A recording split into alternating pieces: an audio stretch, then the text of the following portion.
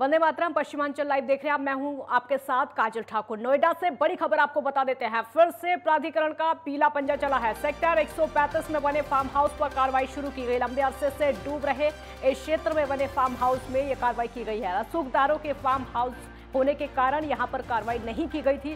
प्राधिकरण ने कल ही सभी फर्मों पर नोटिस चस्पा किया गया था। 3 दिन पहले भी तोड़े गए थे 15 फार्म और भारी पुलिस बल भी मौके पर मौजूद था। आज पीला पंजा चलता हुआ, या फिर यूं कहे कि आज फिर से बुलडोजर चलता हुआ नजर आ रहा है। अवैध अतिक्रमण पर बुलडोजर चल रहा है। प्रशासन का पीला पंजा चल रहा है। नोएडा से बड़ी खबर आपको बता रहे हैं। तस्वीरों में भी आप देख सकते हैं। सेक्टर 135 में फार्म हाउस पर ये बुलडोजर चला है। लंबे अरसे से क्षेत्र में फार्म हाउस बना हुआ था।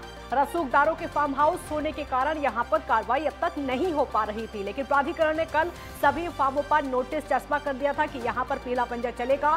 3 दिन पहले भी 15 फार्म हाउस तोड़े गए थे। भारी पुलिस बल भी यहां पर मौजूद था और पुलिस बल के साथ में यहां पर पीला पंजा चलाया गया था, जो कि तस्वीरों में साफ तौर पर देखा जा सकता है किस तरीके से यहां पर बुलडोजर चलता हुआ नजर आ रहा है। लंबे अरसे से यहां पर फार्म हाउस बने हुए थे। रसूखदारों के ये फार्म हाउस बताए जा रहे हैं और यही वजह है कि अब तक यहां पर कार्रवाई नहीं की गई थी।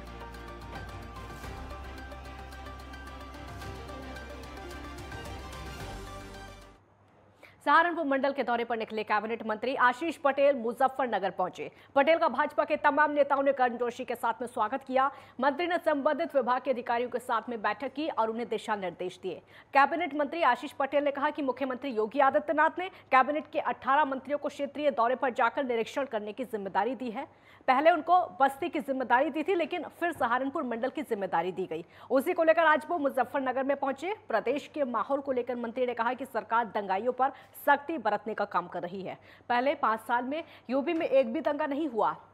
कुछ लोग माहौल खराब करना चाहते हैं। नूपुर शर्मा पर मंत्री ने गोलमोल जवाब देते हुए कहा कि सरकार अपना काम कर रही है।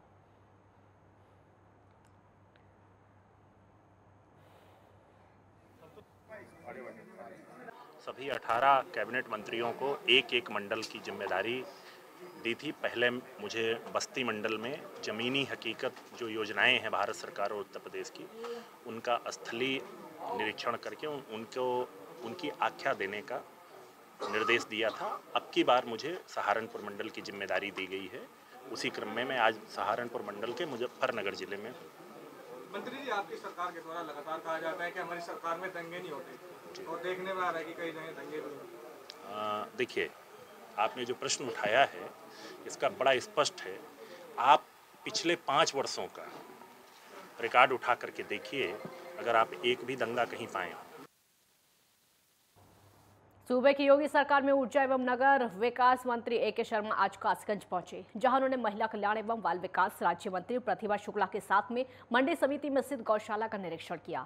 निरीक्षण के दौरान कैबिनेट मंत्री ए.के. शर्मा और राज्य मंत्री प्रतिभा शुक्ला ने सबसे पहले गौशाला की व्यवस्थाएं परखी। उसके बाद गायों को गुड़ और हरी घास खिलाकर गौ माता का आशीर्वाद लिया। इस दौरान कैबिनेट मंत्री ए.के. शर्मा ने जनपद वासियों से गौ माता के लिए चारा दान करने की अपील की और उसके बाद कैबिनेट मंत्री ए.के. शर्मा और राज्य मंत्री प्रतिभा शुक्ला के साथ में काली नदी स्थित सीवेज ट्रीटमेंट प्लांट पर पहुंचे और मंत्री के साथ में अधिकारियों को आवश्यक दिशा निर्देश दिए गए।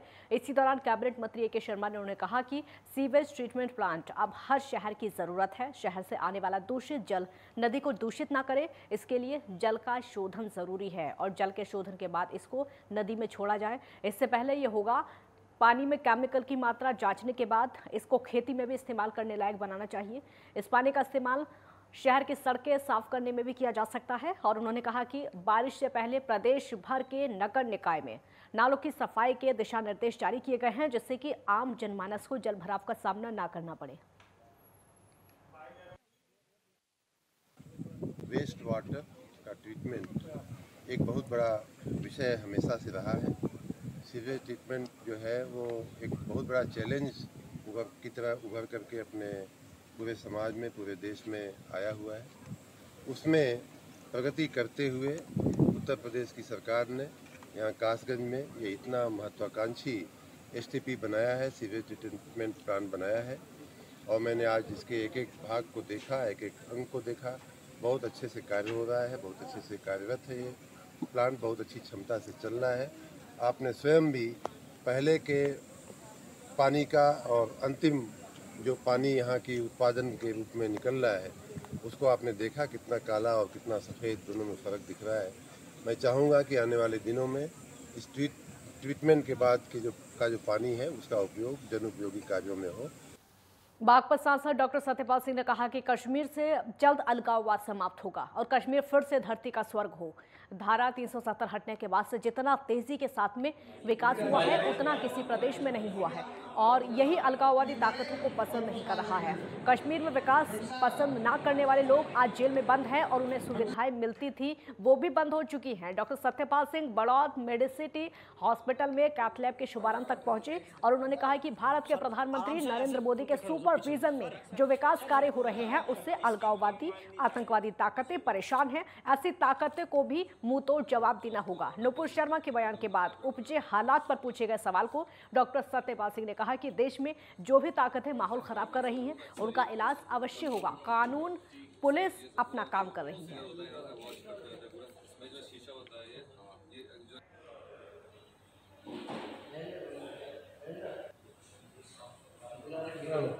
नोएडा में भीषण गर्मी होने से बीमार बच्चों की संख्या में लगातार इजाफा हो रहा है और आपको बता दें कि नोएडा के चाइल्ड पीजीआई में पिछले 3 महीने से ओपीडी में इलाज के लिए बच्चों की संख्या में 28% और आईपीडी के मरीजों की संख्या में 53% की बढ़ोतरी की गई है।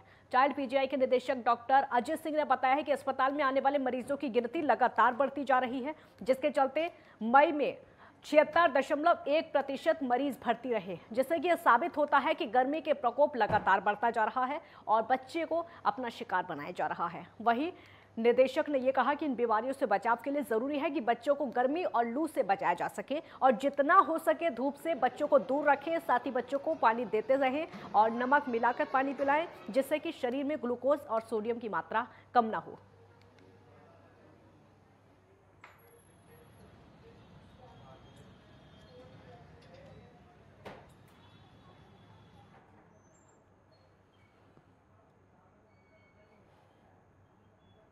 प्रधानमंत्री नरेंद्र मोदी ने किसानों के हित में अहम फैसले लेते हुए फसलों पर एमएसपी रेट बढ़ाने का ऐतिहासिक फैसला लिया है, जिसका स्वागत किसान कल्याण परिषद के राष्ट्रीय अध्यक्ष और बीजेपी के किसान मोर्चा के पूर्व राष्ट्रीय कोषाध्यक्ष सुधीर त्यागी ने किया है। मेरठ में सुधीर त्यागी ने परिषद के राष्ट्रीय कार्यालय में मीडिया को संबोधित करते हुए कहा कि प्रधानमंत्री द्वारा किसानों को मजबूती प्रदान करने के लिए एमएसपी रेट बढ़ाया जाना अपने आप में एक बहुत मजबूत फैसला है। उनके इस फैसले से एक और जहां पर छोटे और मध्यम किसानों की आर्थिक स्थिति में सुधार आएगा, वहीं किसानों की खेती में लगने वाली लागत में भी सुधार आएगा। त्यागी ने कहा कि केंद्र सरकार की सकारात्मक सोच और उनकी योजनाओं को जन जन तक पहुंचाने और किसानों को लाभान्वित करने और जागरूक करने के लिए किसान कल्याण परिषद पिछले कई महीनों से देश के कई राज्यों, जिलों, कस्बों और गांव में चौपाल लगाकर किसानों को जागरूक कर रहा है और उसके साथ ही वापस लिए गए नए 3 कृषि बिल को लेकर किसानों के बीच में पैदा की गई भ्रांतियों को भी किसान कल्याण परिषद के कार्यकर्ताओं और पदाधिकारियों ने दूर कर दिया है और सरकार के साथ में कंधे से कंधा मिलाकर किसानों के बीच में सकारात्मक सोच पैदा करने का काम किया है। मैं आपके माध्यम से बता देना चाहता हूं कि कुछ लोग जो शहरी हैं उनको नहीं पता होगा, 80% आबादी गांव में बसती है देश में। सबसे ज़्यादा जो पैसे कपास पे बढ़ाए हैं, दलहन तिलहन पे बढ़ाए हैं, इसमें सबसे कम लागत आती है जो फसल उगाने में। सबसे कम कीटनाशक दवा अगर लगती है तो दलहन और तिलहन में लगती है। सबसे कम पानी की जरूरत होती है। सबसे ज़्यादा जैसे ईख की खेती करते हैं हम पश्चिमी उत्तर प्रदेश में, सबसे ज़्यादा उसमें खाद की जरूरत है, सबसे ज़्यादा पानी की जरूरत है। उसके बाद अब धान पे आइए, धान में सबसे ज़्यादा कीटनाशक दवाई लगाने की जरूरत पड़ती है, सबसे ज़्यादा पानी की जरूरत पड़ती है, तो उसमें बिजली की खपत होती है।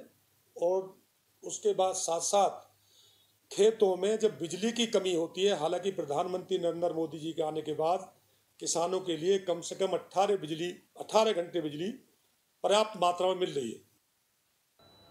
मेरठ के एसएसपी प्रभाकर चौधरी ने अनूठी पहल की शुरुआत की है। मेरठ पुलिस लाइन में पुलिस कैफेटेरिया स्थापित किया गया है और कैफेटेरिया से आमजन से समन्वय स्थापित करने का सकारात्मक प्रयास है।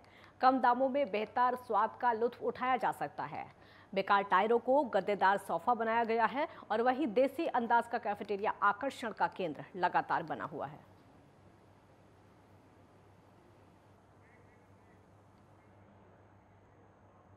एक ब्रेक यहां पर रुकेंगे, जल्द लौटेंगे।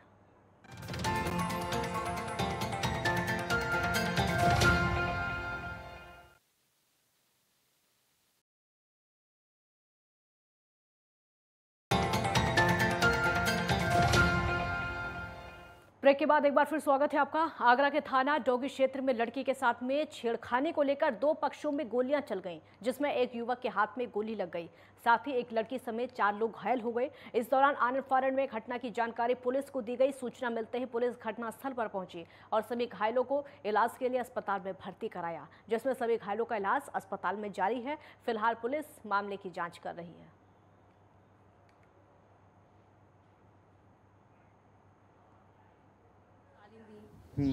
मेरे ससुर जी आए थे उनको समझाने के लिए। कौन गाली दे रहा था? लड़का जिसने गोली चलाई है। क्या नाम है? दुष्यंत। फिर क्या हुआ? यहाँ पे मेरे ससुर जी बैठे थे, उसने खचेड़ के बाला बंदूक गोली मार दी थी यहाँ पे। फिर क्या हुआ? कितने लोग घायल हुए इसमें? इसमें 3-4 लोग हुए हैं। क्या नाम है? मतलब मेरे घर के, मतलब मेरे ससुर, मेरे सास, मेरे नंद और मेरे नंद और मेरे देवर। क्या नाम है? शिवानी, गुड्डी और बच्चू सिंह और पवन। बुलंदशहर में खनन माफियाओं पर प्रशासन का शिकंजा। और आपको बता दें कि अहमदगढ़ थाना क्षेत्र के मुमरेजपुर में डिवाई एसडीएम और तहसीलदार ने खनन माफियाओं के खिलाफ कार्रवाई की है। एसडीएम और तहसीलदार ने 2 जेसीबी और 3 डंपर पकड़ लिए हैं। इसी दौरान प्रशासन की टीम को देखकर डंपर और जेसीबी चालक मौके से फरार हो गए। फिलहाल खनन माफियाओं के खिलाफ कार्रवाई जारी है।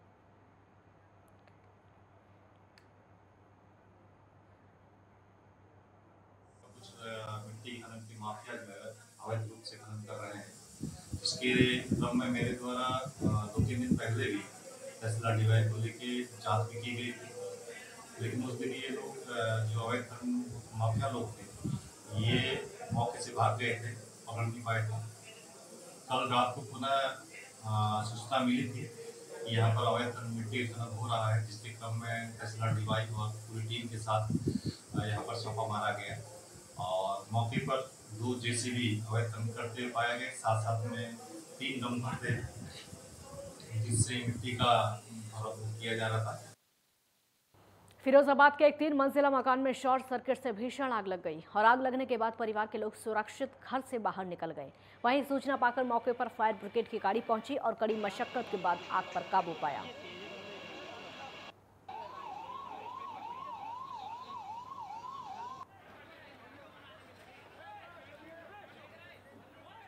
एटा में शादी समारोह में रंग डालने का विरोध करने पर दुल्हन पक्ष के लोगों ने फायरिंग कर दी। इस दौरान एक महिला की मौके पर ही मौत हो गई और युवक गंभीर रूप से घायल हो गया। ग्रामीणों ने बारातियों के साथ जमकर लाठी डंडे से मारपीट की और इस दौरान आधा दर्जन से ज्यादा बाराती गंभीर रूप से घायल हो गए और सभी घायलों को एटा मेडिकल कॉलेज में भर्ती कराया गया। पुलिस ने मृतक महिला के शव को कब्जे में लेकर पोस्टमार्टम के लिए भिजवा दिया है और मामले की जाँच शुरू कर दी है।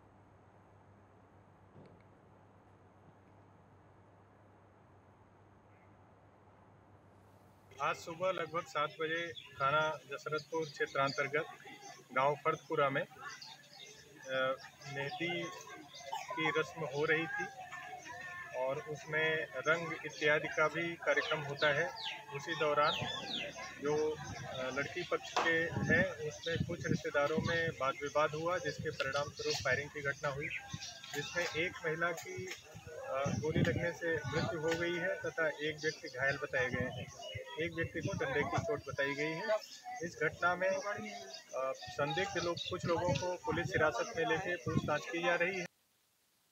बुलंदशहर के नगर कोतवाली के शास्त्री नगर कॉलोनी में रुपए ना देने के लिए दोस्त ने अपने विकलांग दोस्त की चाकू मारकर हत्या कर दी और बताया जा रहा है कि मृत युवक ने अपने दोस्त को ई-रिक्शा खरीदने के लिए 1,35,000 रुपए दिए थे, जिसके बाद रुपए ना लौटाने पर इसी क्रम में दोस्त को चाकू मारकर मौत के घाट उतार दिया। जानकारी के मुताबिक शराब पीने के दौरान आरोपी ने हत्या की घटना को अंजाम दिया। फिलहाल पुलिस मामले की जाँच में जुटी है।